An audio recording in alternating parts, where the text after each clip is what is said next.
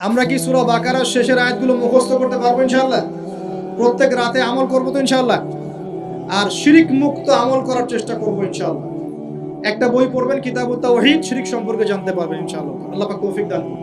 এবার নবীজি আসছেন, একটু শেষের দিকে মনোযোগ দেন, মনোযোগ হারান না, আর কিছু কথা বাকি আছে। নবীজি এবার আসছেন, আসার সময় তাকে জান্নাত জাহান্নাম দেখানো হয়েছে। কি দেখানো হয়েছে? জান্নাত এবং জাহান্নাম। নবীজি বলছেন আমি জান্নাতকে দেখলাম। বিশৃঙ্খলা করেন না। আমি জান্নাতকে দেখলাম, জান্নাতকে দেখলাম, জান্নাতকে ঘিরে রাখা হয়েছে কষ্ট, ক্লেশ, এগুলো দিয়ে। মানে জান্নাতটা ঘেরা আছে কষ্ট দিয়ে, মানে জান্নাতে যেতে হলে কষ্ট করতে হবে। ঠিক আছে? ফজরের নামাজ উঠতে কষ্ট হয় না? সুদ ছেড়ে দেবো, এটা কষ্ট লাগতেছে না? কষ্ট হবে। আল্লাহর পথে চলতে হলে কিন্তু কষ্ট হবে। মানুষ ভালো মন্দ বলবে, অনেক সমস্যা। জান্নাতকে ঘেরা হয়েছে কষ্ট দিয়ে, আর জাহান্নামকে ঘেরা হয়েছে প্রবৃত্তির দাসত্ব দিয়ে। মন যাচাই তাই করার নাম প্রবৃত্তি। মন চাচ্ছে মদ খাইলেন, মন চাচ্ছে জেনা করলেন, মন চাচ্ছে সুদ খাইলেন, মন যাচাই তা দিয়ে জাহান্নামকে ঘেরা হয়েছে। এবার নবীজি বলছেন জাহান্নামে আমি উকি মেরে দেখেছি, জাহান্নামে দেখেছি বেশিরভাগ অধিবাসী, জাহান্নামের বেশিরভাগ মানুষ হচ্ছে উম্মতে মুহাম্মাদের নারী জাতি। বলেন নাউজুবিল্লাহ। এই নারী জাতি মানে আমার বোন, আপনার মা, আপনার স্ত্রী, আমার বোন, আমার মা, আমার স্ত্রী, আমাদেরই তো। নারী কি আমাদের বাইরে? কেন তারা জাহান্নামে যাবে? নবীজি বলছেন কয়েকটা কারণ। এক, তারা বেশি বেশি লানত এবং অভিশাপ করে। এক।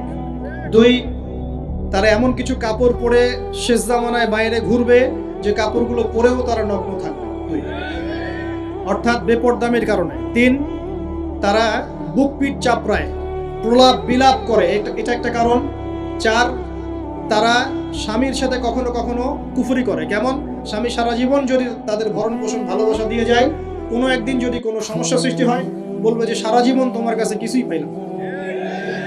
এই সব কিছুর ঊর্ধ্বে একটা কারণ আছে, এই সব কিছুর ঊর্ধ্বে একটা কারণ আছে। সেটা হলো, শোনেন, তাদের উদ্ধত মস্তকটা আল্লাহ পাকের বিধানের সামনে সহজে অবনত হতে পারে না, চায় না। এগুলো কিন্তু সব মেয়েদের জন্য নয়, উম্মতে মুহাম্মাদির একটা অংশের মেয়েদের জন্য আল্লাহর নবী এইসব কথা বলেছেন। আবার এমনও মেয়ে আছে, শোনেন, এমনও মেয়ে আছে যারা ঈমান আমল টিকে রাখার জন্য না খেয়ে থাকতেও রাজি আছে। এমনও মেয়ে আছে, এমনও বহু দিনী বোন, দিনী মেয়ে আছে আমাদের সমাজে যারা ঈমান আমল ধরে রাখতে চায়, পরিবার তাকে রাখতে দেয় না। ফেরাউনের ঘরে থেকেও একজন মেয়ে জান্নাতে গিয়েছে, গিয়েছে কি না? গিয়েছে। অতএব আমরাও যে দুধে দেওয়া তুলসী পাতা এমন নই, আমাদের মধ্যে বহু খারাপই আছে। কিন্তু নবীজি এখানে স্পেশালি বলেছেন যে শেষ জামানার মেয়েরা, নিসাউন কাসিয়াতুন আরিয়া, যারা কাপড় পরে নগ্ন থাকবে, মুইলাতুন মামিলাত, যারা অন্যকে আকৃষ্ট করবে, অন্যের দিকে আকৃষ্ট হবে, এরা জান্নাতে যাবে না, জান্নাতের গন্ধও পাবে না। নবীজি বলেছেন আমি জাহান্নামে দেখেছি বেশিরভাগ নারী জাতি। এখানে আমার মা, আমার বোন, আপনার মা, আপনার বোনের সতর্ক হওয়ার কি হেদায়েত আছে কি নাই? আর এই মেয়েদেরকে চালাই কি আমরা না অন্য কেউ? আমরাই তো আমাদের পরিবারকে চালাই কি না? আমরাই তো খাওয়াই পড়ে নাকি? তাহলে আমাদের পরিবারের বোনেরা কি পর্দা করতে পারবে না? প্রতিষ্ঠা করতে পারবেন না? পরিবারের আমাদের মায়েরা, বোনেরা, স্ত্রীরা পর্দা করবে না? এই দায়িত্ব আমাদের না? পরিবারের কর্তা আমরা নই? আল্লাহ কি আমাদেরকে জিজ্ঞাসা করবেন না? অতএব আমরাও যেন সতর্ক হয়ে যাই, আল্লাহ পাক তৌফিক দান। এই জন্য বলি, বিয়ে করতে হলে আগে দিনদারিতা দেখবেন, তারপর বিয়ে করবেন। দুনিয়াদারিতা দেখে বিয়ে করলে পরে পস্তাবেন। ছেলে মেয়ে উভয়ের প্রতি একই নসিহত। বিয়ে করতে যদি হয়, বিয়ে যদি করতেই হয়, তাহলে দিনদারিতা দেখে বিয়ে করুন। তারপর দেখবেন যে মেয়ের বংশ কেমন, সৌন্দর্য কেমন, এই সেই পরে দেখবেন। আগে দেখবেন দিনদারিতা ঠিক আছে কিনা। ছেলের ক্ষেত্রে একই বিধান। আগে দেখতে চান না কত বড় চাকরি করে, কত প্রপার্টিজ আছে, কত বড় বাড়ি, এগুলো পরে দেখবেন। আগে দেখবেন ছেলে নামাজ পড়ে কিনা, ছেলের মধ্যে সুন্নত আছে কিনা, এইগুলো আগে দেখবেন।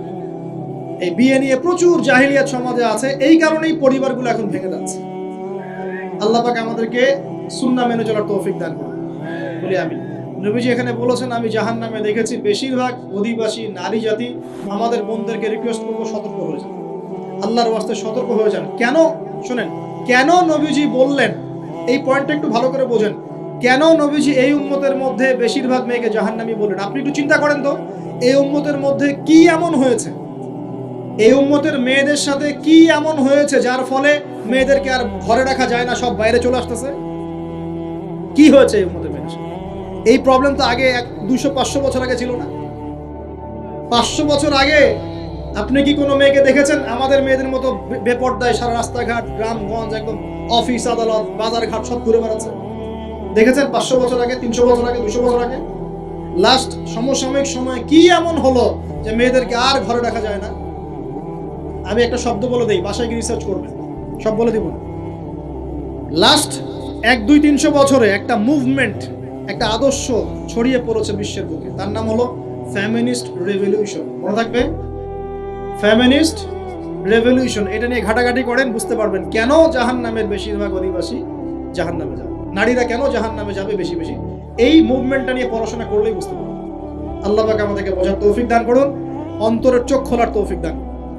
নবীজি আরো বলছেন, আমি জাহান্নামে গেলাম, জাহান্নাম আমাকে দেখানো হলো এবং সেখানে আমি একজন ফেরেশতাকে দেখলাম। কি দেখলাম? এই ফেরেশতা আমাকে দেখে হাসে নাই। সবাই মনোযোগ দেন, মেরাজের রাতের সবাই নবী সাল্লাল্লাহু আলাইহি ওয়াসাল্লামের সাথে হাসি মুখে সাক্ষাৎ করেছেন এই ফেরেশতা বাদ দিয়ে। নবীজি বললেন জিবরাইল আলাইহিস সালামকে, সে এত গম্ভীর কেন, তার চেহারা হাসি নাই কেন? জিবরাইল আলাইহিস সালাম বলছেন, যখন থেকে আল্লাহ পাক তাকে জাহান্নামের দায়িত্ব দিয়েছেন, যেদিন থেকে আল্লাহ পাক এই ফেরেশতাকে জাহান্নামের দায়িত্ব দিয়েছেন, ওই দিন থেকে তার চেহারার হাসি চলে গেছে। আর কিছু বলতে হবে? কেন হাসি চলে গেল? খুশিতে? জাহান্নামে আল্লাহ পাকের আযাব এবং এই আযাবের দায়িত্ব পালন করতে গিয়ে তার চেহারা থেকে হাসি চলে গেছে। নবীজি জানালেন তার নাম হচ্ছে মালিক। কি নাম? মালিক। আমরা দোয়া করি আমরা যেন তার সাক্ষাৎ না পাই, আমরা দোয়া করি আমরা যেন তার সাক্ষাৎ না পাই। আমিন।